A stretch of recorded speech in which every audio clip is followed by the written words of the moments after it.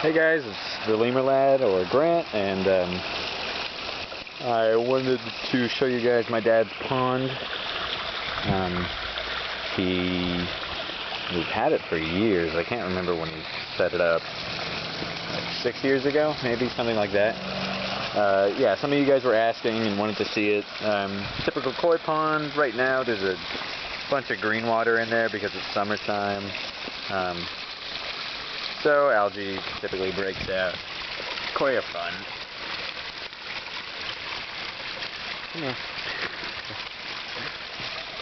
Yeah, koi are cool. I think he's got 15 or so, maybe less, maybe around 10.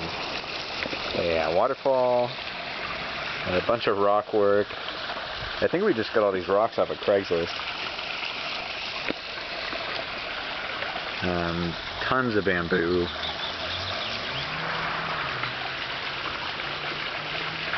There's a few bromeliads and lanterns and whatnot. Yeah. Let's see. And then we've got another tiny pond right next to the big one. We put all the baby fish in here. And some folks are asking if we get problems with raccoons. Yeah, we do. We even have problems with herons. Like, we've had great blue herons come down and sit in the pond and snap up a fish, and that's a real bummer because these fish are like $200, $300 fish. The big ones are anyway.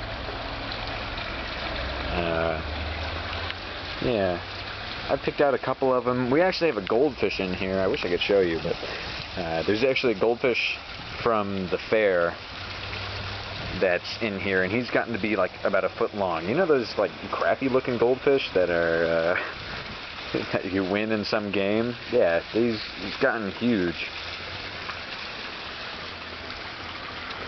Yep, so that's his pond. So you can tell I'm kind of surrounded by all sorts of different little environments.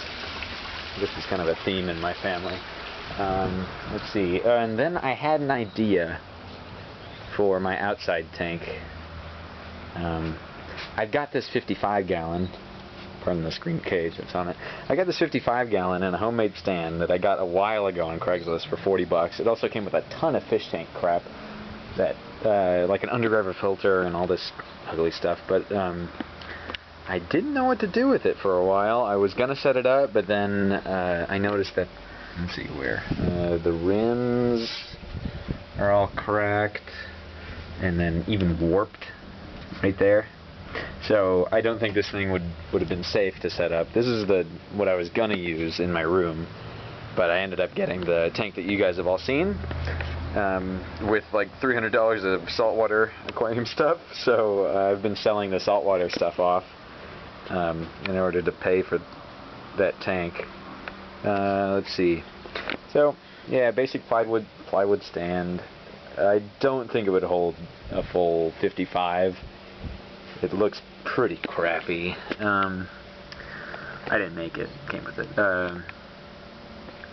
And so the tank itself couldn't be full because it's all cracked and whatnot, and I filled it up and it was full for 4 days, but I still wouldn't trust it. And the stand itself probably couldn't hold a 55, so I was trying to think of an escape idea, a new type of vivarium that would work with smaller amount of water, work in this tank, and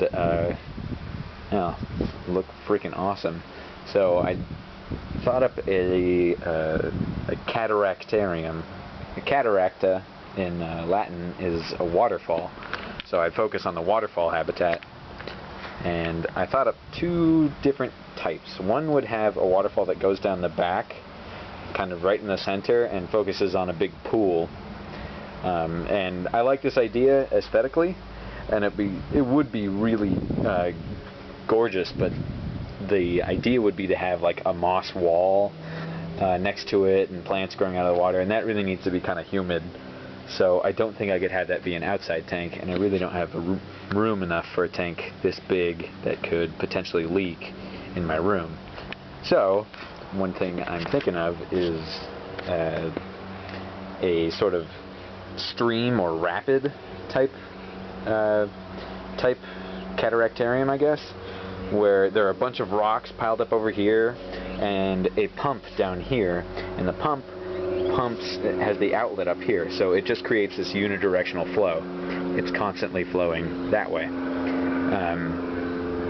And there are some certain fish species that like that unidirectional flow, that live in that habitat, live in the waterfall habitat essentially. So I'd have multiple kind of pools up here and water rushing down this way. It'd be super aerated, and I'd have rocks down here that would grow algae on it, and I'd just keep it outside, and I would be able to use a solar powered pump. So or at least partially solar powered during the day, and then powered through the wall at night if I can find anything like that. Maybe 2 pumps, one on a timer, one during the day. But yeah, basically you have a bunch of rocks piled up and then have water streaming down them. It would grow algae all over it, and there are these cool little things called hill stream loaches. They almost look like a cross between a pleco and a stingray. They're flat, little algae sucking things, and they only get to about like 3 inches, 4 inches at biggest, depending on the species. And that's probably what I would keep in here. They don't need a heater, even though it would get pretty warm out here in San Diego. That's what I'm thinking. Let me know what you guys think. I'll probably be setting it up next week. I think I actually have a solar powered pump in the garage, but it's not going to be set up over here. It's going to be set up outside. So let me know what you think. Comment, rate, subscribe. We'll see ya.